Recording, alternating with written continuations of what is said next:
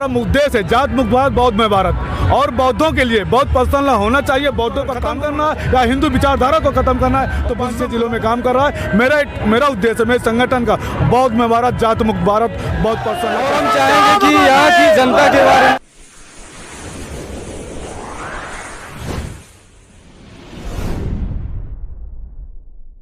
यहाँ पे जो इतना जन सैलाब उमड़ा है, यहाँ पे हम लोग इकट्ठा हुए हैं। किस उपलक्ष्य में इकट्ठा हुए हैं? मैं उदय प्रताप, बौद्ध राष्ट्रीय अम्बेडकर सेना का अध्यक्ष। और 1 जनवरी 1818 को जो युद्ध हुआ था भीमा कोरेगांव में 500 महार रेजिमेंट के 28,000 बाजी पेशवाराव के बीच में, उस युद्ध को हमारे महान सूरपुत्रों ने, महार रेजिमेंट के लोगों ने जीत लिया था।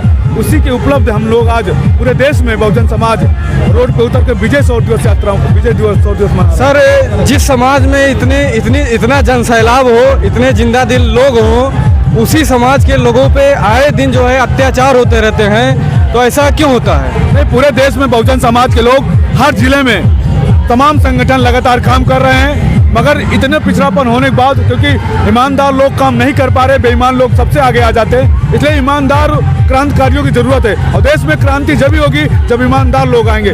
बेईमान लोग क्रांति कर रहे हैं मगर सही मकसद जो बोधिसत्व बाबा साहेब अम्बेडकर था मिल नहीं रहा है। सर, इतनी ज़्यादा जो है भीड़ इकट्ठा करके आप देश की जनता को क्या संदेश देना चाहते हैं? बहुजन समाज, पूरे देश के बहुजन समाज को मैं यही संदेश देना चाहता हूँ, अपने बहुजन समाज पे जो अत्याचार दुराचार तमाम पूरे देश में हो रहे हैं उसके खिलाफ हम आंदोलन करने खड़ा हों और मनुवादियों को मुंहतोड़ जवाब दें और एक ताकत हो ताकि देश की जो शासन सत्ता है मनुवादियों के कब्जे में उसको हम छुड़ाएं और अपने बहुजन समाज को न्याय दिलाने का काम करें। सर, इस सौर दिवस के उपलक्ष्य में पूरे देशवासियों को और खासकर युवाओं को आप क्या संदेश देना चाहते हैं? बहुजन समाज के युवाओं को मैं संदेश देना चाहता हूं, शिक्षा के साथ साथ संगठित हों और संगठित होने के साथ साथ ईमानदारी से अपने बहुजन समाज के लिए संघर्ष करें और बाबा साहेब अम्बेडकर और संविधान को बचाने के लिए हर संभव मेहनत करें।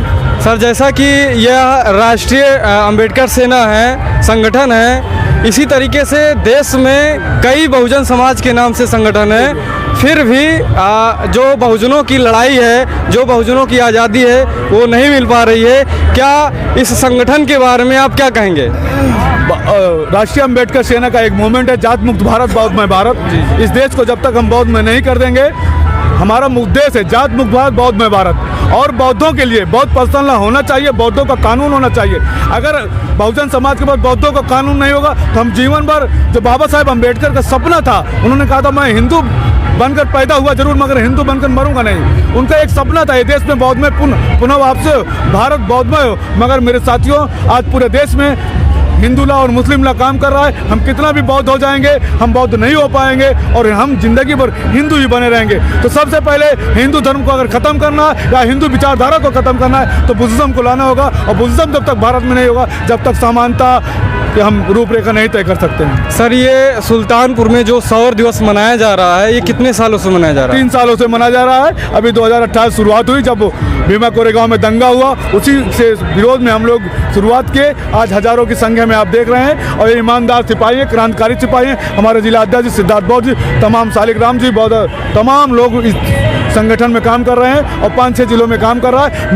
मेरा उद्देश्य मेरे संगठन का बौद्ध में भारत, जात मुक्त भारत, बौद्ध पर्सनल की स्थापना हो और बौद्धों को भी न्याय मिले। अगर हम बौद्ध बन के जिएंगे तो निश्चित समानता जो बाबा साहेब का सपना है वो पूरा कर पाएंगे, अन्यथा हम जिंदगी भर संघर्ष कर रहेंगे। हिंदू हैं, हिंदू बने रहेंगे। बहुत बहुत धन्यवाद। और हम चाहेंगे कि यहाँ की जनता के बारे में कि यहाँ के जनता के लोग भी जो है कुछ फीडबैक लेंगे। यहाँ पे कुछ महिलाएं भी खड़ी हैं, उनसे हम कुछ बात करना चाहेंगे।